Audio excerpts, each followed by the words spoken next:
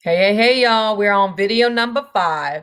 In this video, I want you to go to new 2.0 Bitmoji. So if you're already using this template, that's great. That means you're going to be using the template that we're looking at, and everything we're doing is going to be on your slides. But if you're not using this template, you've been already working on slides and creating and developing them as we've been going along, then what I want you to do is you're going to be stealing some info from these slides. So open this up.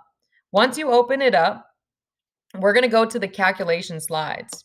I'm noticing a lot of people do not have a summary, or their summary is not necessarily what I'm looking for. So I want you to check that on your summary. If you have this template and that's the one you're using, all you have to do is fill in the blanks. But if not, I want you to go ahead and read this, and I want you to compare it to yours. If you think it could be improved, what you have, then go ahead and try to improve it. If you feel like it's a stretch, you can actually take this and just copy and paste the text box. So if you click onto it, it'll have a text box. You'll go ahead and do your double click, copy, and paste it into your slides that you're working on, unless you're working on these specific slides. So with that said, you're going to do that for slide 6 and for slide 8 on this specific slide. So for your 2 calculation slides, you're going to insert the summary. So once again, you can either take this summary, revise your summary, but make sure to compare your summary to this summary so it's actually articulating what I'm looking for.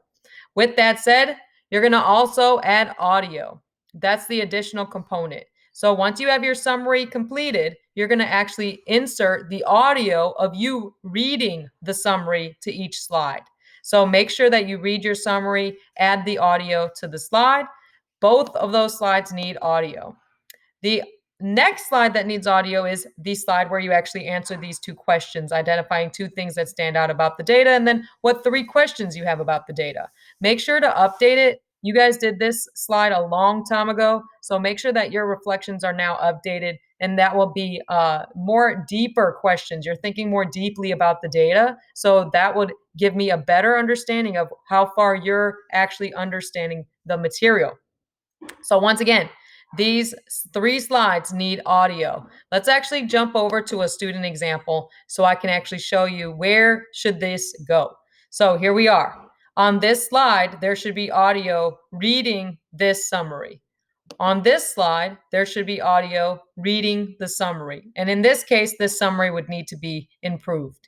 And then slide number 9. Once again, read the question, read your statement, read the question, read your questions, and then once again, add the audio. Add the audio to this slide. The final audio, so the 4th audio that you're going to complete, and the last audio is actually going to slide 10.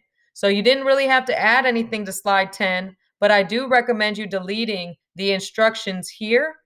I want you to now add audio. So on this slide, I want you just to read the question on the board and add audio just of the question. If you also could read the definition here, that would really also improve this. So actually, I'm going to revise what I just said. I want you to include the definition here, or a definition you found for institutional racism, and then I want you to read the question. It doesn't matter the order, it just has to flow. So try the best order that can, the best approach that you think works for you. So once again, you've got 4 audios: the audio on slide 7, the audio on slide 8, the audio on slide 9, and the audio on slide 10. Once you're done with that, your audio is complete.